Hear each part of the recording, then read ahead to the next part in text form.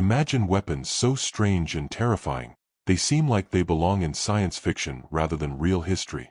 During World War II, desperation and innovation gave rise to bizarre inventions that pushed the limits of technology and sometimes sanity. From remote-controlled bombs to massive ice aircraft carriers, these weapons were designed to change the course of war but ended up becoming cautionary tales. Get ready to uncover 5 of the most bizarre World War II weapons that should never have existed. During the chaos of World War II, the race to create new and effective weapons pushed scientists and military strategists into some of the most unthinkable experiments ever conceived. One of the strangest, and perhaps most macabre, involved turning an unlikely creature into an incendiary agent: bats. The United States, desperate to gain an edge in the Pacific Theater, launched a secret program that sought to weaponize bats, turning them into flying bombs. The origins of the Bat Bomb project trace back to an inventor named Lytle S. Adams, a Texas oilman and amateur inventor. Adams came up with the idea that bats could be used as natural bomb carriers to start fires in Japanese cities. His reasoning was both ingenious and bizarre. Bats were nocturnal creatures known to roost in dark, hidden places like attics, eaves, and behind wallpaper, perfect hiding spots in the densely packed wooden buildings common in Japan at the time. If small incendiary devices could be attached to bats and released en masse over enemy cities, the bats would find their way into buildings and ignite fires, causing widespread destruction. The idea might sound like something out of a science fiction novel, but the U.S. military took it seriously. In 1942, the U.S. Army Air Forces began funding the project. A top-secret program was set up under the code name Project X-Ray, primarily led by the National Defense Research Committee. The project team included experts in various fields, from animal behaviorists to explosives engineers, all working to solve the logistical nightmare of turning bats into airborne fire starters. First came the challenge of selecting the right species of bats. The military settled on the Mexican free-tailed bat, a species native to the southwestern United States. These bats were small, about 3 inches in length with a wingspan of 10 to 11 inches, making them manageable for attaching tiny devices. They were also known for their endurance and ability to fly long distances, critical for the success of the plan. Next came the design of the incendiary devices. These were miniaturized firebombs, small enough not to hinder the bat's flight, but powerful enough to ignite fires once the bats settled down in their hiding spots. Each device had to be fitted with a timing mechanism that would delay ignition, giving the bats time to disperse and roost before setting fire. The bats were to be stored in special bomb casings, which would be dropped from airplanes over the target areas at dawn. Once released mid-air, the bats would scatter in all directions, seeking shelter in the nooks and crannies of buildings, attics, and roofs. When the timers on their incendiaries ran out, fires would ignite simultaneously throughout the city. Testing began in earnest in secret facilities. One of the main testing grounds was Carlsbad Caverns in New Mexico, a natural habitat that allowed researchers to observe bat behavior in a semi-controlled environment. Initial trials showed promise. Bats would indeed roost in crevices and tight spaces. However, the team also faced many unexpected challenges. Handling the bats was difficult, as they could become aggressive when scared. Many bats died during transport or became disoriented. The delivery system also proved problematic. The bomb casings designed to drop the bats from planes sometimes failed to open properly, causing bats to be crushed or injured mid-air. There were even reports of bats escaping prematurely, creating chaos on airfields and test ranges. One infamous incident involved bats accidentally igniting a fire at the Carlsbad test site after they escaped from their containers. Despite these setbacks, the project gained momentum due to its potential to cause massive fires with minimal American casualties. At a time when conventional bombing raids faced heavy resistance and limited damage, the idea of a silent, invisible arsonist flying through enemy cities was appealing. By 1944, Project X-Ray was on the verge of full deployment. However, the project's fate changed with the development of a more devastating weapon, the atomic bomb. The bombing of Hiroshima and Nagasaki in 1945 demonstrated an unprecedented level of destruction, making many other experimental weapons obsolete overnight.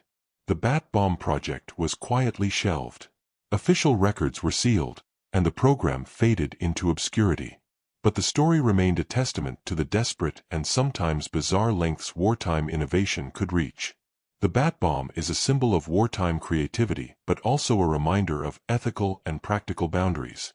Using live animals as weapons raises profound moral questions, and the experiment's failure showed the difficulty of harnessing nature for war. Even today, the bat bomb remains one of the strangest chapters of military history, an idea that was equal parts genius, madness, and tragedy. World War II was not only a clash of armies but also a crucible of rapid technological innovation. As tanks and heavy artillery became dominant forces on the battlefield, military engineers sought ways to neutralize these powerful machines without risking soldiers' lives. Among the most peculiar outcomes of this quest was the German Goliath tracked mine, one of the earliest examples of a remote-controlled weapon designed specifically to destroy tanks and fortifications. The idea behind the Goliath was deceptively simple. A small, unmanned vehicle packed with explosives would be sent rolling across the battlefield, under remote control, to detonate beneath enemy tanks, bridges, or bunkers. By removing human operators from direct danger, the weapon was intended to provide a safer and more effective method of demolition and anti-tank warfare. Developed by the German company Borgward, the Goliath officially entered production in 1942. It was a compact, tracked vehicle roughly the size of a large suitcase, about 1.5 meters long and weighing around 370 kilograms. Its chassis resembled a miniature tank without a turret, propelled by two electric motors that allowed it to travel at about 6 kilometers per hour. On board was a payload of up to 60 to 100 kilograms of TNT, or a mixture of TNT and RDX, making it a powerful mobile bomb. Controlling the Goliath was accomplished via a joystick-like device connected by a 650-meter-long cable. This wired connection was necessary because wireless radio control was not yet reliable or secure enough for battlefield conditions. The operator, hidden safely behind cover, would maneuver the Goliath toward its target, then detonate the explosives remotely once the vehicle was in position. While the concept was visionary for its time, the reality of the Goliath's deployment was far from ideal. The biggest challenge was the control cable itself. The cable was vulnerable to damage from gunfire, shrapnel, and obstacles like barbed wire or uneven terrain. A severed cable meant a lost weapon, sometimes with the Goliath running wild and exploding prematurely or becoming a useless wreck on the battlefield. Additionally, the Goliath's slow speed and small size made it an easy target for enemy troops. Infantry soldiers often destroyed them with small arms fire before they could reach their targets. The device's limited range also restricted tactical flexibility, forcing operators to remain dangerously close to enemy lines to maintain control. Despite these flaws, the Goliath saw service in several major German campaigns, including the Eastern Front, the Normandy invasion, and Italy. The weapon was primarily used to clear mines, destroy obstacles, and attack tanks or fortified positions. There are reports of Goliaths successfully demolishing tank tracks or blowing up bridges to slow enemy advances. However, its overall battlefield impact was limited. The weapon was expensive to produce and maintain, requiring careful handling and specialized operators. Many units preferred to use more reliable anti-tank weapons like the Panzerfaust or anti-tank guns. By the late stages of the war, the Goliath was largely phased out as newer technologies and tactics emerged. The Goliath remains historically significant, though, as a precursor to modern unmanned ground vehicles, UGVs, and military drones. It was one of the first attempts to introduce remote-controlled warfare on land, paving the way for future innovations in robotic and autonomous weapon systems.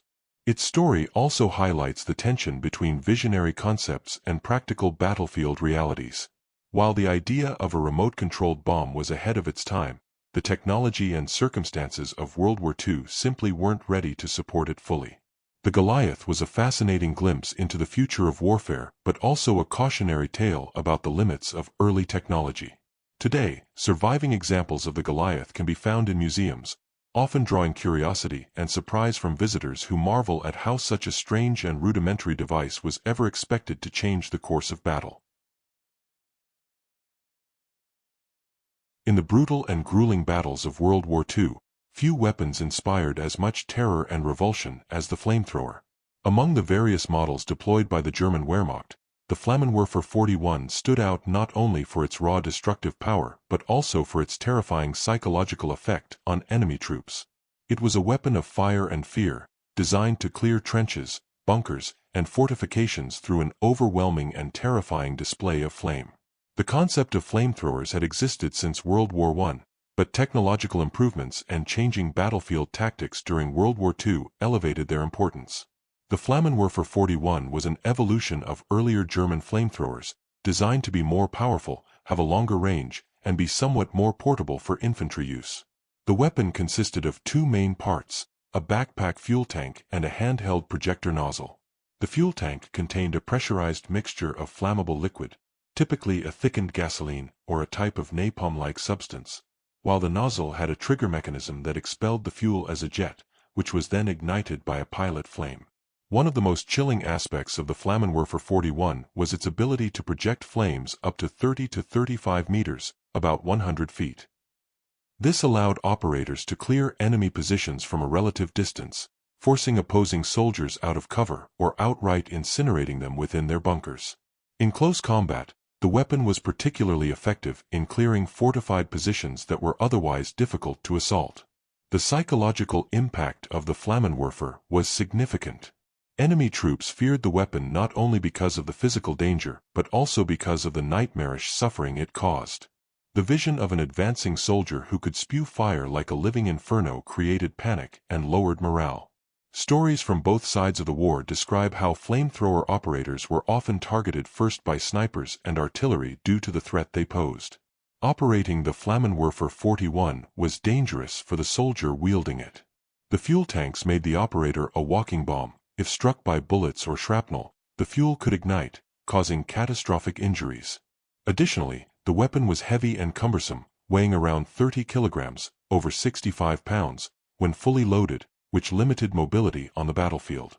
Despite these risks, German infantry units incorporated the Flammenwerfer 41 into their tactics, especially in urban warfare and trench assaults. It was used with devastating effect during battles like Stalingrad, where dense urban combat made flamethrowers a potent tool for clearing apartments, sewers, and cellars. The weapon's ability to flush out enemies from hidden positions made it a favored choice for assault squads. From a technical perspective, the Flammenwerfer 41 was relatively simple but effective. The fuel mixture was specially formulated to stick to surfaces and burn intensely, prolonging the fire's impact beyond the initial burst. This meant it was not just the heat, but also the fire's persistence that made it so deadly.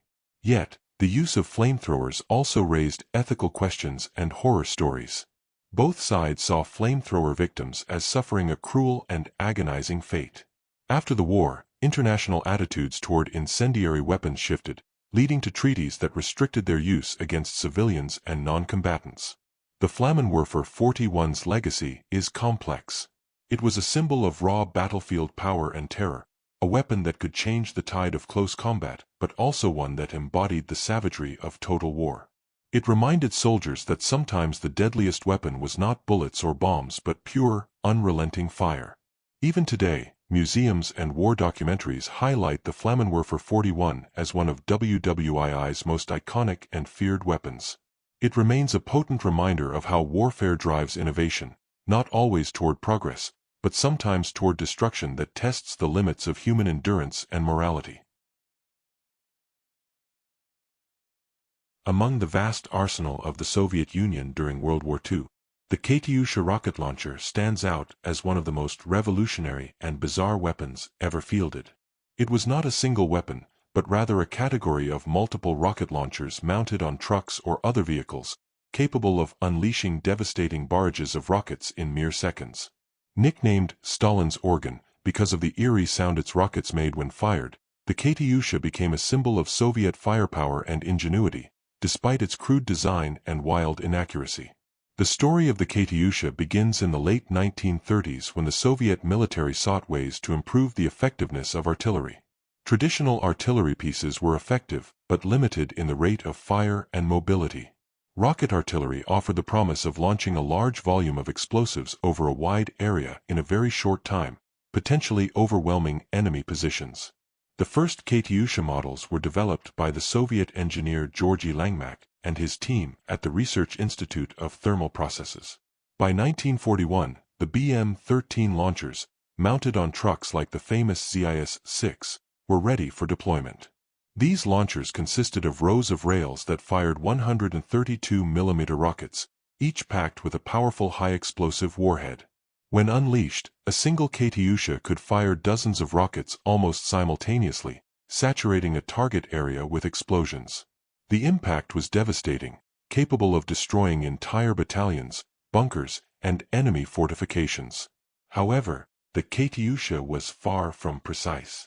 Rockets often landed scattered across a wide zone, causing indiscriminate destruction but making pinpoint targeting impossible.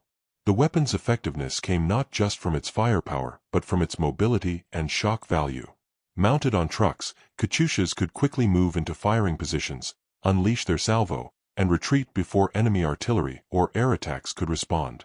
This shoot-and-scoot tactic kept the launchers alive and allowed Soviet forces to maintain relentless pressure on German troops.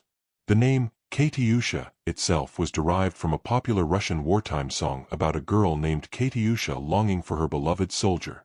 The affectionate nickname reflected how the weapon became a morale booster for Soviet troops, symbolizing both technological prowess and patriotic spirit.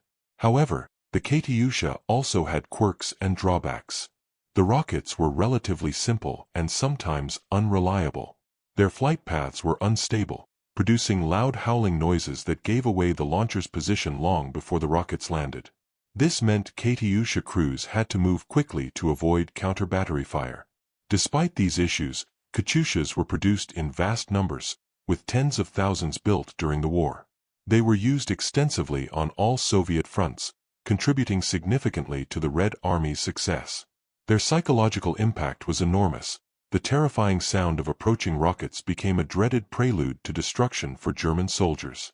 The Katyusha's legacy extends beyond World War II. It inspired the development of modern multiple rocket launcher systems worldwide, influencing designs used by many armies today.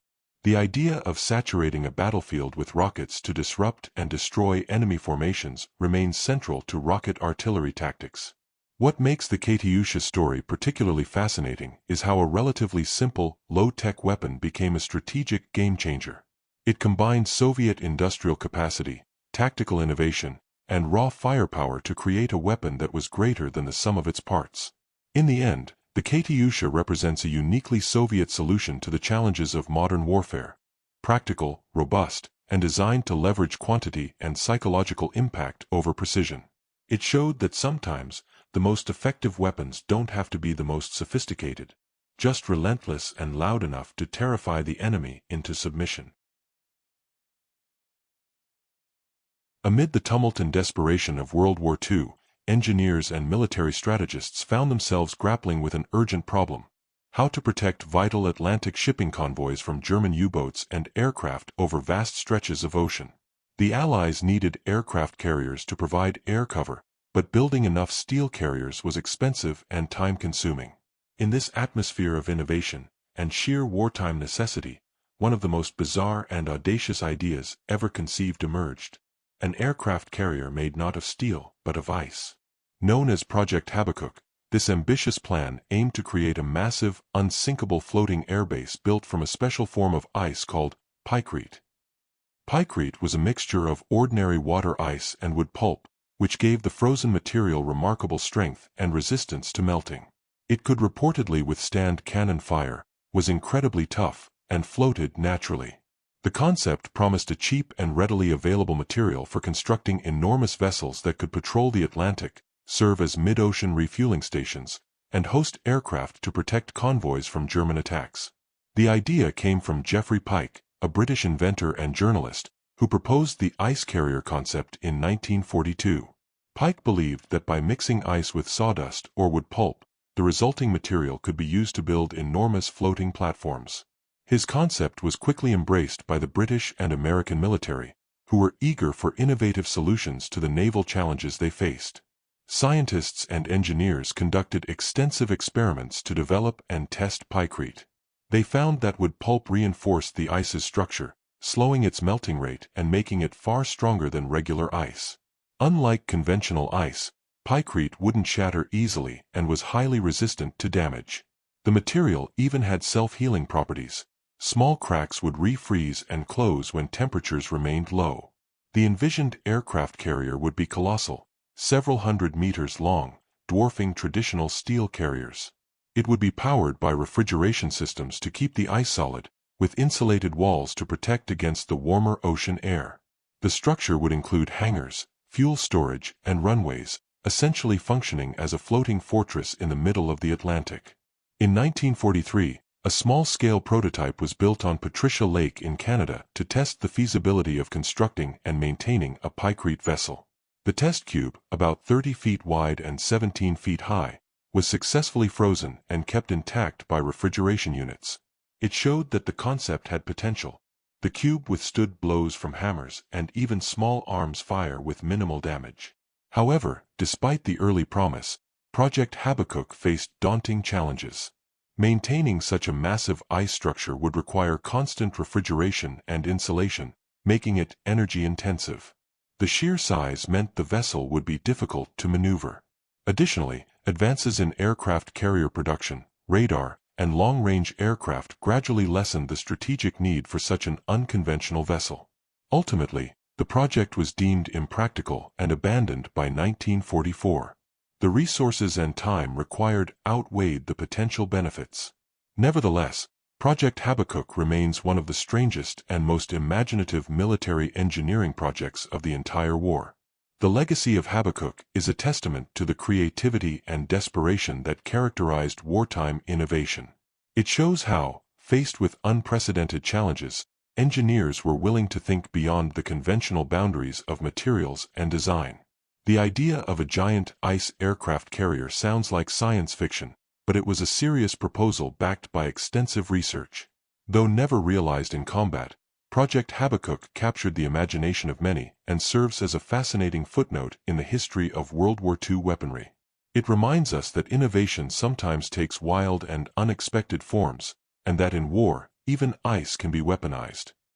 Every case adds a new layer of mystery, leaving more questions than answers. Which one lingers in your mind, and what's your take on what really happened?